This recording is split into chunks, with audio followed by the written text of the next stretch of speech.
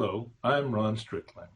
This webcast is one of a series in which I'm presenting some brief lectures and commentaries on topics from the courses I teach in literature and cultural studies.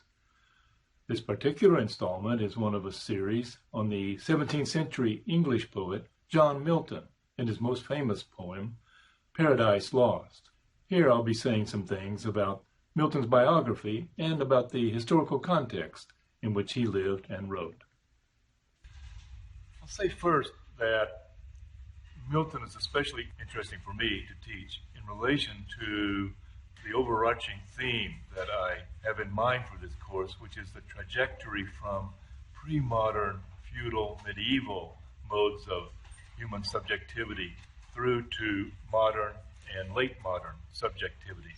The experience of being human, one's possible lived experience in a very hierarchical, very stratified society, which one's individual choices are very much constrained, and increasingly the beginnings of mercantile capitalism and eventually industrial capitalism into 20th century modernity, more emphasis is placed on individualism, on individual choice, on autonomy, and among the factors producing this change, we would include the emergence of capitalism, democratic and republican forms of government, the Protestant Reformation, bred of literacy, urbanization, the ways of life that are different, the possibility of human experience and social experience that become both required and also enabled by the massing of populations in cities instead of dispersing populations in small villages and rural communities. So I'll begin there with just pointing out that John Milton, his life, his experience was city life, such as it was in London in the early 17th century. So Milton was born in London in 1608 and he died in 1674. So his lifetime overlapped slightly with that of Shakespeare. And Milton's father, who's also called John Milton, is interesting to me. He was a wealthy scrivener. Scriveners perform some of the services that lawyers perform now, solicitors in England perform.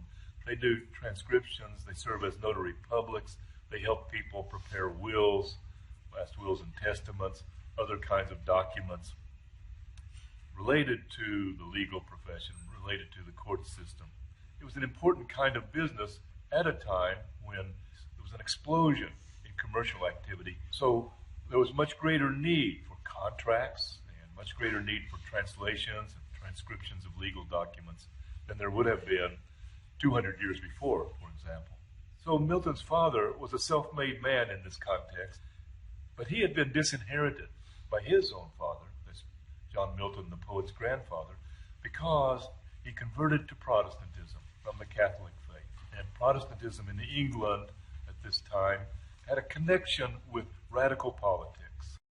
The transformation of England from a Roman Catholic country to a Protestant country began in an act of political contingency that had some consequences that must have been unforeseen. In the 1530s, Henry VIII needed to have a male heir to the throne in order to ensure the continuation of his dynasty. His queen, Catherine of Aragon, had had several miscarriages and a daughter, but she had yet to produce a male heir. Henry petitioned the Pope to have a divorce or an annulment. Divorces were illegal, but in certain cases exceptions were made. In this case, however, for political reasons, the Pope could not grant Henry an annulment. So Henry declared himself the head of the church in England, and along with his archbishop, devised a plan and a justification for setting his first wife aside. He then married Anne Boleyn. She produced another daughter, and Henry went through a succession of wives until he finally got his male heir to the throne. That was Edward VI, and Edward VI became king at 9 years old upon his father's death. Henry dies. Edward VI, after a few years, dies at 16 years old after playing tennis and catching a cough. His sister Mary becomes the queen. She becomes Bloody Mary because her reign is so intolerant toward Protestants. Then she dies, and the country is in crisis. There are some factions of the aristocracy who want to continue with another Catholic monarch, and some who see this as the chance to restore Protestantism as the official religion of the country. And Elizabeth becomes queen. She established the Elizabethan settlement, according to which England was going to be a Protestant country, but Catholics weren't going to be persecuted, at least not horribly. So it has the issue of whether you're an Anglican or a Roman Catholic has these political implications. That's why it's meaningful that John Milton's grandfather disowned John Milton's father, because John Milton's father became a Protestant. Now, I should say, by Milton's time, there's a kind of a high Anglicanism that's the official Anglican religion, and then there are splinter groups. In addition to the Anglican Church, there were other Protestant sects and splinter groups, such as the Presbyterians, the Puritans, Quakers, Levelers, and Diggers. Some of these were quite radical politically. For example, Levelers and Diggers found no biblical justification for property ownership and the social class hierarchy. Diggers squatted on aristocratic lands and planted their crops, attempting to live off the land as, in their view, God had intended. So Milton is living during that historical period, a very important historical period, and he played a very active role in the English Revolution. And his Protestantism came by him naturally, and his alignment with revolutionary and progressive politics signaled early on. Even in college, he attended Cambridge University, and of the two traditional universities in England, Cambridge and Oxford, Oxford was then and still is associated more with conservative politics, and Cambridge was then and still is associated more with liberal politics or progressive politics. Milton did his bachelor's degree at Cambridge. He continued there and got a master's degree, graduating in 1632. And after leaving Cambridge, he had a very indulgent father, and he still wanted to study. So he spent 6 more years studying independently, reading the classics, reading Latin and Greek and Hebrew at his father's country house in the village of Hammersmith, which was then in the country, but now it's a kind of part of London. And in May of 1638, he embarked on what has been called the Grand Tour of Europe, traveling around in Italy and France, and looking at old churches and famous paintings and meeting people and visiting universities. He met Galileo, but in 1639, he returned home. He cut short his travels. Milton already and always had been writing about and been boldly saying that he imagined that he was going to be the great epic poet of England. And he imagined that he might write an epic about King Arthur, or some national heroic epic. But he put that aside when he got back, and he began to write political pamphlets. Some of them were quite radical and quite controversial.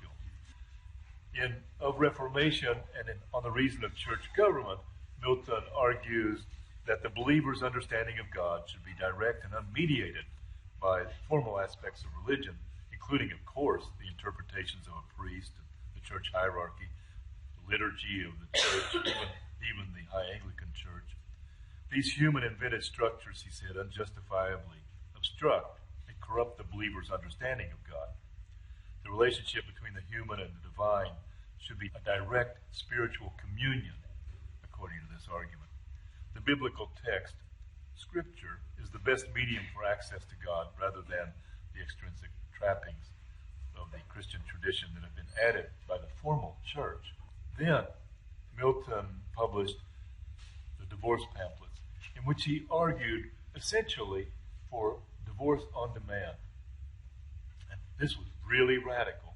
Now, it's not quite as radical as it sounds, because his argument was for divorce on demand for the husband and not for the wife. But the argument can be extended, and it was really threatening to to conservatives in the church, and he argued for it, maybe partly because he wasn't getting along very well with his first wife. In Of Education, Milton argues that education should not be strictly focused on vocational skills, but should also include study of languages, rhetoric, poetry, philosophy. And in Areopagitica, his pamphlet on censorship, Milton argues against censorship prior to publication.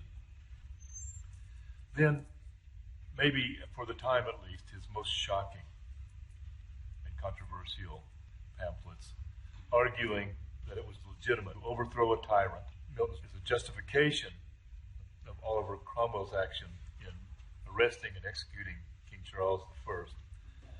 Milton defends the action against the royalist argument that the monarch rules as God's appointed minister, and to overthrow the monarch would be to reject God. Well, after Charles I's death, England was ruled by the protectorate rather than a kingdom. And as I said, in 1658, Cromwell died. His son Richard Cromwell became Lord Protector, but he couldn't hold it together and sustain control of the government. 1660, the Parliament invites Charles's son, now Charles II, to come back and assume the throne. But even in 1660, Milton is still writing controversial tracts. He wrote De Doctrina Christiana, written sometime between 1655 and 1660. And in that text, Milton argued that no person should be required to attend church, and every person should interpret the Bible for himself or herself.